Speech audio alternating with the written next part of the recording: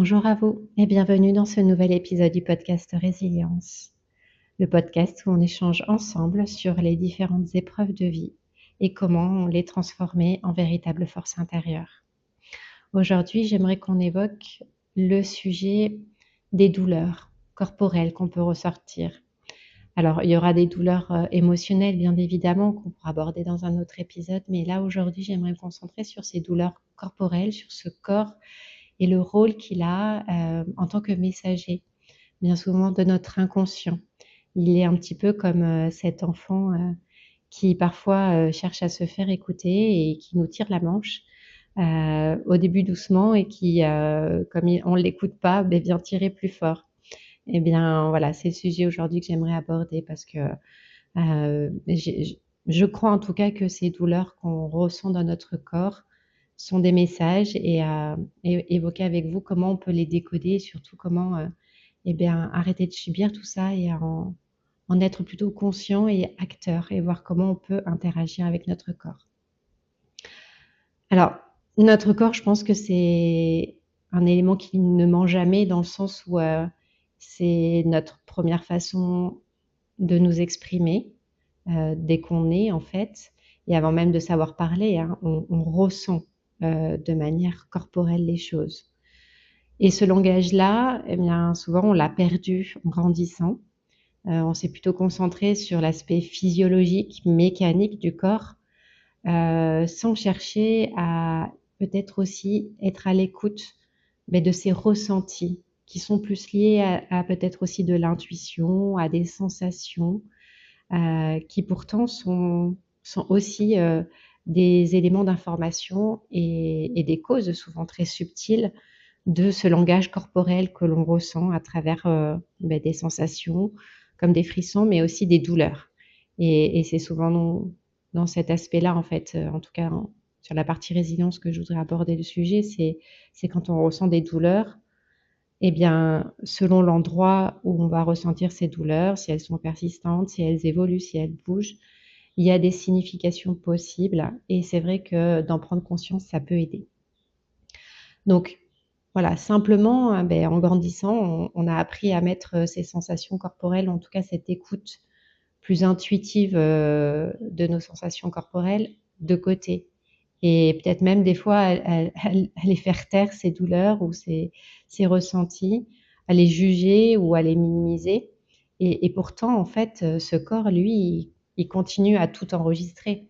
Heu, c'est comme notre inconscient. C'est d'ailleurs, je pense, le messager, le lien entre notre inconscient et la matérialité de quelque chose, qui se fait dans le concret, ça passe par le corps. Nos émotions qu'on retient, le stress qu'on accumule, les peurs qu'on n'ose pas nommer, les vérités qu'on va étouffer. Tout ça, en fait, quand notre mental refuse de voir quelque chose, c'est souvent le corps qui va prendre le relais. Et lui, il va pas chercher à mettre les formes, il va pas chercher à arrondir les angles, il va juste être dans le ressenti, la sensation et l'expression. Et c'est vrai que bien souvent, il y a cette phrase qui dit que ce qu'on n'exprime pas s'imprime. Donc, ça va s'imprimer dans nos cellules. Alors, il y a cet aspect mémoire aussi cellulaire qu'on pourra évoquer à un autre moment, mais dans lequel je ne veux pas rentrer trop en détail dans cet épisode. Mais je pense que vraiment, dans notre corps, dans nos cellules, il y a comme des mini-archives, des mini-mémoires qui existent et qui font que, eh ben, on a engrammé des informations et viennent se traduire des choses, souvent inconscientes, qui viennent se traduire par des sensations concrètes, corporelles, et des douleurs qui peuvent parfois se loger dans notre corps. Alors ces douleurs, en fait, on peut, je pense, s'autoriser à les percevoir comme des messages. Et qu'est-ce que ça nous dit exactement? En fait, ça nous dit que chaque douleur, ça n'a pas une signification universelle, mais qu'il peut exister des tendances, des symboliques, vraiment, qui reviennent. Et parfois, on le voit même dans le langage courant, Par exemple, quand on a des douleurs dans le dos, eh bien, on va parler qu'on porte beaucoup de poids, des responsabilités, de dire j'en ai plein le dos. C'est voilà, on en a marre de ces responsabilités, de ces charges émotionnelles, du soutien peut-être qu'on ne reçoit pas ou qu'on ne se donne pas. Quand on a mal à la gorge, ben souvent c'est lié à l'expression, donc c'est peut-être quelque chose qu'on a du mal ou qu'on n'ose pas dire, qu'on retient, qu'on a du mal à avaler aussi. Quand on a mal à l'estomac, ça peut être des choses qu'on a du mal à digérer. Donc c'est des limites qu'on n'arrive pas à poser. Un autre exemple, c'est le ventre. On sait que c'est notre deuxième cerveau et que c'est un centre émotionnel important. Et il va réagir à ce qu'on ne digère pas, à ce qu'on a du mal à évacuer aussi, au sens propre comme au sens figuré. En dernier exemple, par exemple, les migraines au niveau de la tête, elles apparaissent souvent quand le mental se met à tourner trop vite, quand on veut tout contrôler, tout anticiper, tout gérer. Ou alors aussi, migraine, là c'est aussi jouer avec le langage des oiseaux, c'est là où migre la haine, donc la colère. On peut ressentir une certaine forme de colère. Et c'est vrai que toutes les parties du corps, et je pense que pour ceux qui s'y intéressent peuvent aussi regarder, il y a différents ouvrages qui existent. Moi, mon document référent, c'est le dictionnaire des mots et des maladies de Jacques Martel. Mais je sais que Michel Odoul aussi avait fait un livre sur Dis-moi où tu as mal et je te dirai ce que tu as, entre guillemets. Enfin, je ne sais plus exactement le titre. Mais voilà, il y a quand même des symboliques qui sont soit liés à ce langage des oiseaux, soit à vraiment une redondance dans les origines potentielles émotionnelles de ces douleurs physiques, qui sont des vraies pistes mais de travail.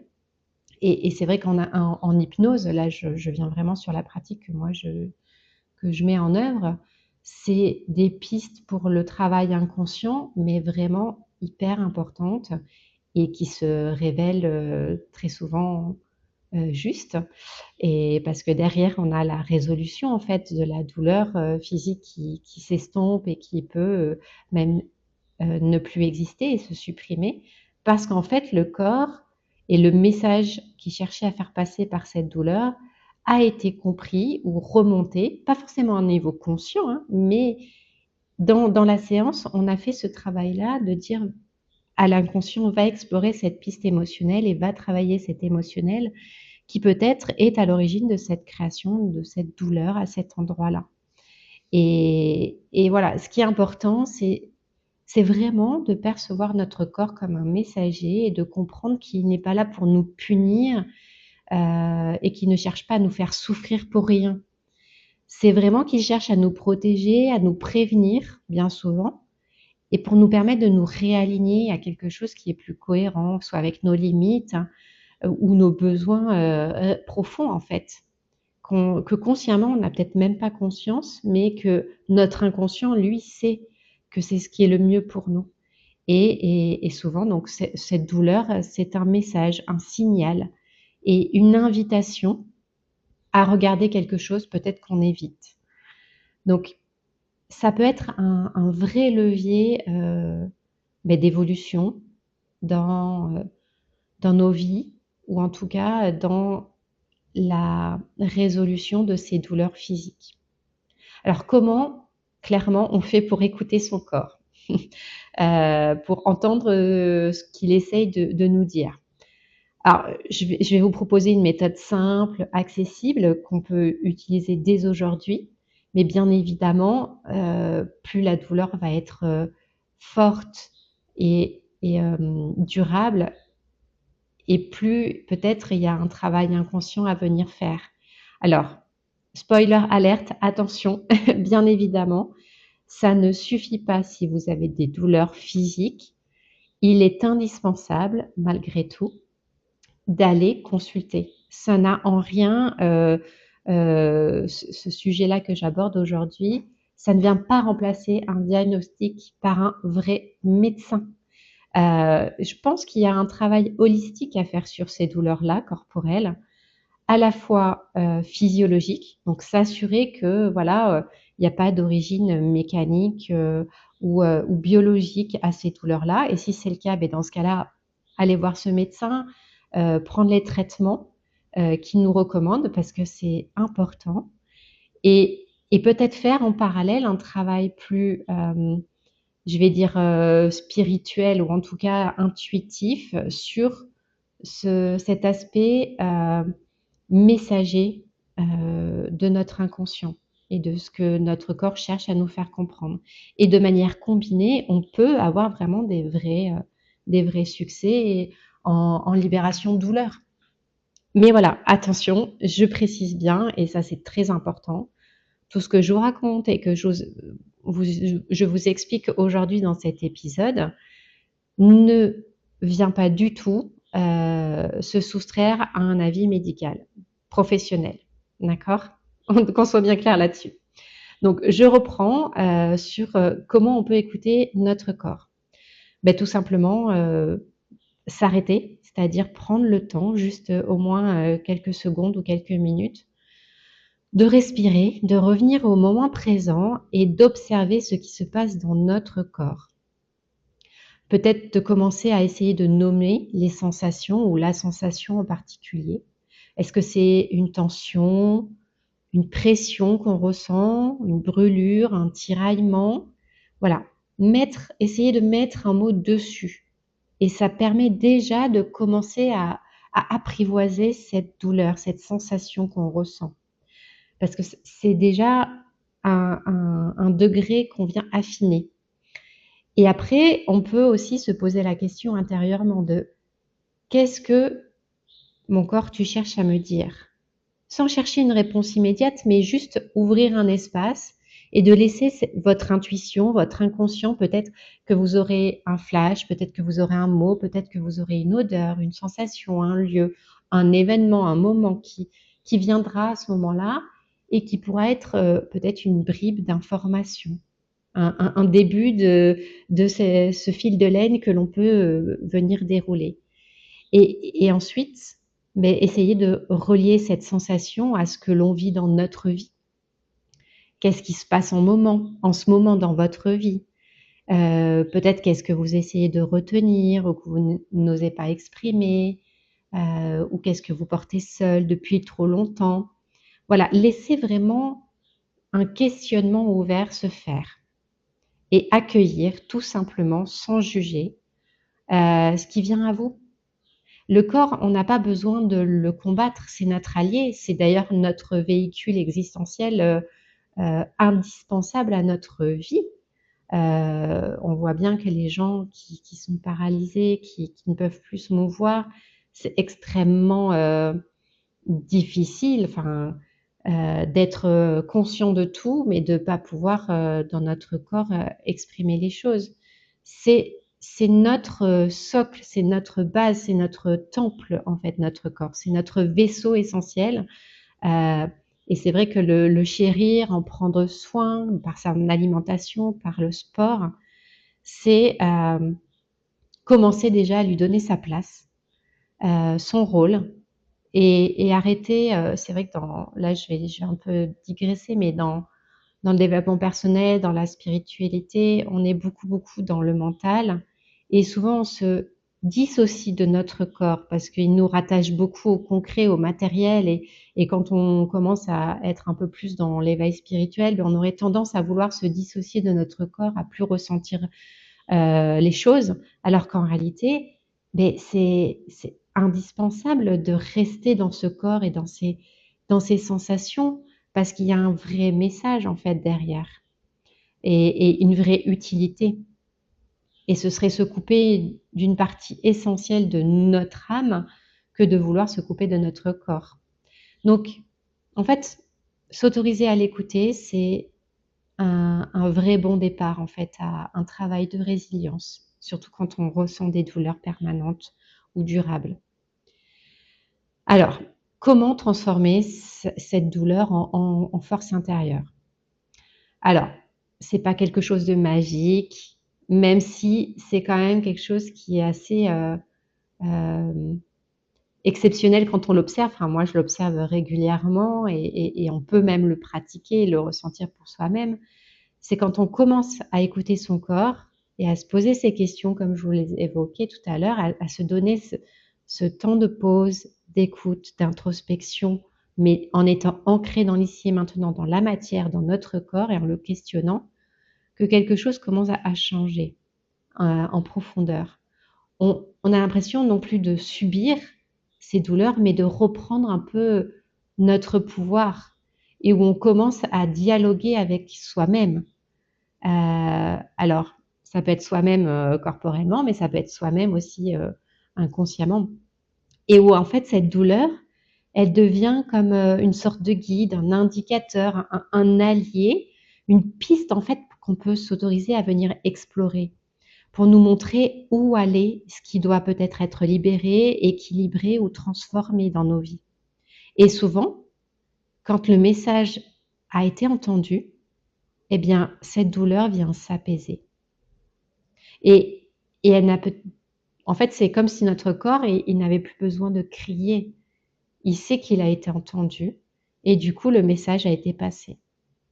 Alors, souvent, en fait, j'aime bien penser, en tout cas, c'est ma croyance, que le corps, il n'est pas là pour nous faire mal, mais ni pour nous faire souffrir, mais juste pour, entre guillemets, nous réveiller, c'est-à-dire nous faire prendre conscience qu'il y a quelque chose qu'il faut qu'on écoute, qu'il y a quelque chose, un indice ou un élément dans notre vie qui est peut-être à nuancer ou à ajuster.